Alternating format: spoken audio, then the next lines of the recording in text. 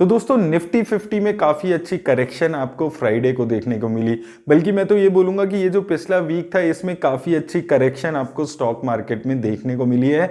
लगातार Nifty correct होते हुए आ रहा है। तो अगर हम यहाँ पर ब्रीफली पहले बात करते हैं क्या करेक्शन आपको देखने को मिली है, तो सबसे पहले अगर हम निफ्टी 50 इंडेक्स को यहाँ पर देखते हैं तो आप देख सकते हैं अभी इस वक्त 17,600 के आसपास अभी निफ्टी यहाँ पर दिख रहा है। अगर आप फ्राइडे की करेक्शन देखेंगे 0.79% की करेक्शन यहां पर आपको देखने को मिल रही है।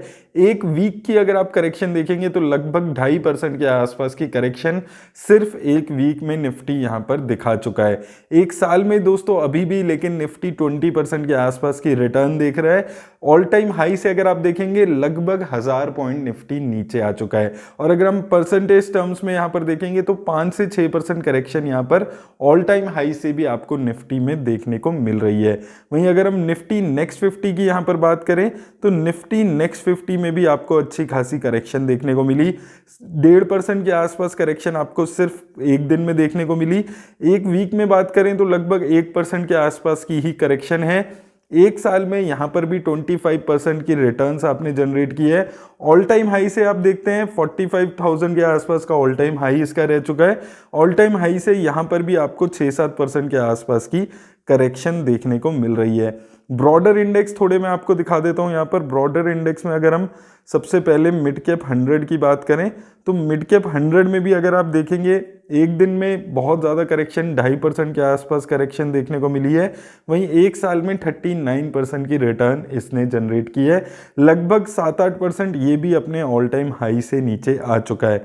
वहीं अगर हम निफ्टी स्मॉल कैप की बात कर लें 2.5% के आसपास की करेक्शन देखने को मिली यहाँ पर भी, लेकिन एक साल में देखेंगे 54% के आसपास की रिटर्न्स इसने जनरेट करके दी है।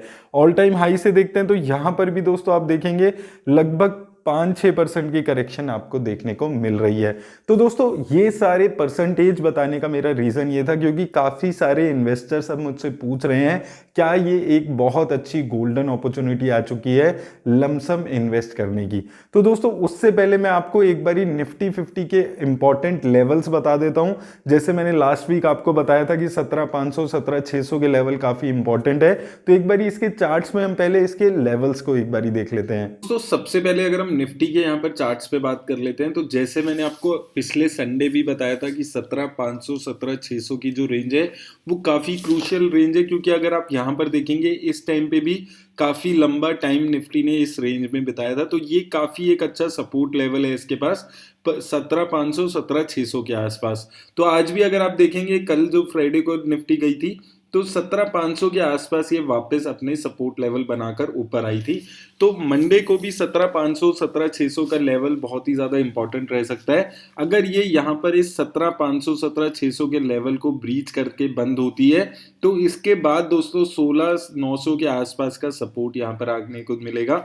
तो इसके बीच में कोई सपोर्ट नहीं मेरे को दिख रहा है, तो आपको ये लेवल्स ध्यान रखने, इसीलिए मैं इस लेवल पे आपको बोलूंगा थोड़ा बहुत खरीद सकते हैं कि अगर यहाँ पर मार्केट थोड़ा सस्टेन करती है तो आप यहाँ पर थोड़ा बहुत यहाँ पर इन्वेस्टमेंट कर सकते हैं। लेकिन अगर ये ब्रीच हो जाता है तो सीधा 16,900 16,800 के आसपास निफ्टी यहाँ पर जा सकती है।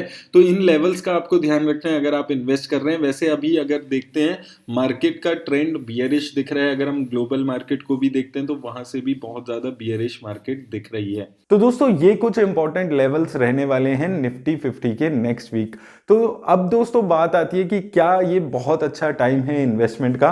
तो देखिए दोस्तों मार्केट करेक्ट हो चुकी है, ये तो हमने देखा ही है 17,500 के आसपास आ चुकी है और एक अच्छे अपने लेवल पे है जहां पर कंसोलिडेट अगर नहीं होती है, यहां से अगर नीचे जाती है तो और भी काफी ज्यादा करेक्शन आपको देखने को मिल सकती है। लेकिन दोस्तों मैं आपको हमेशा ये चीज बोलता हूं कि जरूरी नहीं है अगर मार्केट 5-6% करेक्ट होती है तो आपको कुछ इन्वेस्टमेंट करनी ही करनी है। अगर आप एक लॉन्ग टर्म इन्वेस्टर हैं, एसआईपी के थ्रू इन्वेस्ट कर रहे हैं तो आप ऐसे भी छोड़ा जा सकता है। जो एसआईपी आपकी चल रही है आप उसको चलने देने छोड़ सकते हैं। जरूरी नहीं है कुछ मार्केट डिप हो तो आपको इन्वेस्ट ही करना हो।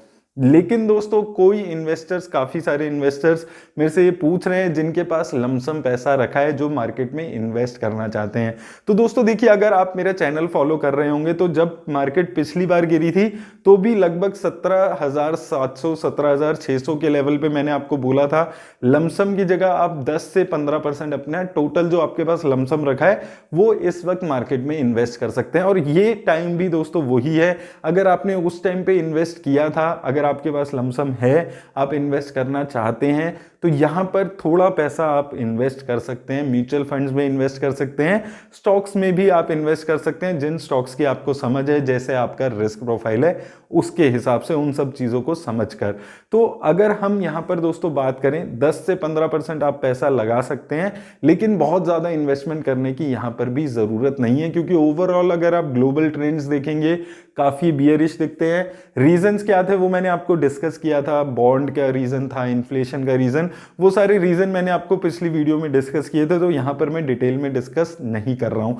तो ये रीजंस हैं, ग्लोबली मार्केट काफ़ी ज़्यादा गिर रही है और लगातार एफआईआईज़ की सेलिंग यहाँ पर देखने को मिल रही है। तो अगर आप इन्वेस्ट करना भी चाहते हैं तो 10 से 15% इन्वेस्ट करें, क्योंकि अभी भी बहुत ज़्यादा ऐसा मजबूती मार्केट में नहीं दिख रही है, तो थोड़ा कॉशियस होके चलिए। हालांकि दोस्तों मैंने देखिए आपको 1 जनवरी को वीडियो बनाकर बोल दिया था कि इस साल मार्केट से बहुत ज़्यादा एक्सपेक्टेशन नहीं रखनी है आपको। जैसी रिटर्न्स मार्केट ने 2021 में 2020 में बनाकर दी है उस टाइप की रिटर्न्स आप यहाँ पर एक्सपेक्ट नहीं कर सकते हैं। अब दोस्तों बात आती है, अगर आपको इन्वेस्ट इस वक्त करना है, लमसम में टॉपअप करना है, तो किन म्यूचुअल फंड्स में इन्वेस्ट करना है। तो दोस्तों देखिए, जो म्यूचुअल फंड्स अभी आप चला रहे हैं उनमें ही आप थोड़ा टॉपअप कर सकते हैं। अगर हम लार्ज कैप फंड्स की बात करते हैं तो सबसे अच्छी ऑप्शन है Nifty 50 index fund. Nifty 50 index fund में यूटीआई निफ्टी इंडेक्स फंड है जो काफ़ी अच्छी रिटर्न्स दे रहा है, काफ़ी अच्छा उसका अभी ट्रैक रिकॉर्ड रहा है। उसके अलावा आईसीआईसी प्रूडेंशियल का भी निफ्टी 50 इंडेक्स फंड है, ये भी काफ़ी अच्छी रिटर्न्स दे रहा है। उसके अलावा लार्ज कैप में एक्सिस ब्लू चिप है, कैनरा रुबिको है, ऐसे फंड्स में आप इन्वेस्ट कर सकते हैं। लार्ज कैप फंड्स में थोड़ा ज़्यादा सेफ्टी देखने को मिलती है जब मार्केट बहुत ज़्यादा वॉलेटाइल होती है। आपने देखा फ्राइडे को हमने अभी निफ्टी 50 की चार्ट्स देखे थे, निफ्टी मिड कैप भी देखा था। निफ्टी मिड कैप 2.5% करेक्ट हुआ है, वहीं निफ्टी सिर्फ 0.79%, तो थोड़ी वॉलेटिलिटी कंपैरेटिवली कम रहती है लार्ज कैप में, तो आप यहां पर लार्ज कैप के चुनाव को कर सकते हैं। मिड कैप में अगर आप इन्वेस्ट करना चाहते हैं तो आप एक स्टेबल मिड कैप फंड में जाने की कोशिश करिएगा। कोटक इमर्जिंग इक्विटी फंड्स है, उसके अलावा एक्सिस का फंड है, ऐसे कुछ स्टेबल फंड्स में इस वक्त जाइए। मैं हर बार आपको 1-2 महीने से यही बोल रहा हूँ कि बहुत ज़्यादा रिस्क लेने वाले फंड्स में इस वक्त आप थोड़ा इन्वेस्ट करने से बचिए। जैसे क्वांट के फंड्स हैं, पीजीएम के फंड्स हैं, इन फंड से थोड़ा भी बचने की आप ट्राई कीजिए। स्मॉल कैप में भी स्टेबल फंड्स में जाइए आप, कोटक, एसबीआई, एक्सेस, इस टाइप के जो फंड्स हैं इनमें आप इन्वेस्ट करने के बारे में सोचिए और कोशिश करिए। अगर आपके पास ऑलरेडी कोई फंड है, हो सकता है जो फंड्स का नाम मैंने ना लिया हो वो फंड्स आपके पास हों, तो अगर आपके पास कोई फंड है तो ज़्यादा कोई फंड नया ऐड करने की बजाय एक स्टेबल पोर्टफोलियो बनाकर चलिए और आप उन फंड्स में से भी अपना 10 से 15% पैसा लगा सकते हैं। स्टॉक स्पेसिफिक वीडियो मैं कल कोशिश करूंगा अपने चैनल पे डालने की, कौन से वो 5-7 स्टॉक्स हैं उनका एक बाइंग रेंज आपको कल चैनल पे डाल के मैं बताने की कोशिश करूंगा, ताकि आप उस बाइंग रेंज पे उन शेयर्स पे नज़र रख सकें और आप उनको खरीद सकें। बाकी दोस्तों मैं आपको यही बोलूँगा कि मार्केट में थोड़ी बहुत करेक्शन से आपको घबराना नहीं है। लॉन्ग टर्म के हिसाब से आप सोच के चलिए, लॉन्ग टर्म में आपको अच्छी रिटर्न्स जनरेट होगी। मेरे पास काफ़ी सारे लोगों के कमेंट्स आते हैं कि बहुत नुकसान में चल रहे हैं, लॉस में हैं, तो आप मोस्ट प्रोबेबली वो लोग होंगे जो पिछले 5-6 महीने से ही इन्वेस्ट कर रहे हैं। तो अगर आप 5-6 महीने से इन्वेस्ट कर रहे हैं तो ही आपको नेगेटिव में रिटर्न्स दिख रही होगी। इवन अगर आप 1-1.5 साल से भी इन्वेस्ट कर रहे होंगे तो भी आपको अच्छी खासी रिटर्न्स देखने को मिली होगी। तो आपको घबराना नहीं है। अभी आप मार्केट में नए आए हैं तो ये उतार चढ़ाव मार्केट में चलने वाला है। अगर आपने स्टॉक मार्केट में म्यूचुअल फंड्स के थ्रू इन्वेस्ट किया है तो आपको पैसा डाल के भूल जाना है, आपको डेली अपना पोर्टफोलियो खोलकर नहीं देखना है। मार्केट में हो सकता है अभी और ज्यादा करेक्शन आए, तो आपको डरना नहीं है। आप जितना अपना डेली पोर्टफोलियो खोलकर देखेंगे वैसा ही आपको उतनी ही ज्यादा आपको डर लगने लगेगा, क्योंकि मार्केट नीचे जा रहा है। तो आप वो सब चीजें सोचकर मार्केट में इन्वेस्ट करिए। अभी भी मैं आपको बोल रहा हूं कि अगर आप लॉन्ग टर्म इन्वेस्टर हैं हैं तो ही आप इक्विटी में इन्वेस्ट करिए। एटलीस्ट 3 से 5 साल के लिए इक्विटी मार्केट में आप इन्वेस्ट करिए, तभी आपको रात को चैन से नींद आएगी। मेरी तरफ से दोस्तों आज इतना ही। अगर ये वीडियो अच्छी लगी हो इसे लाइक और शेयर कर दीजिएगा। और हाँ, अगर आपने डीमैट अकाउंट नहीं खुलवाया तो लिंक आपको डिस्क्रिप्शन में मिल जाएगा। धन्यवाद दोस्तों।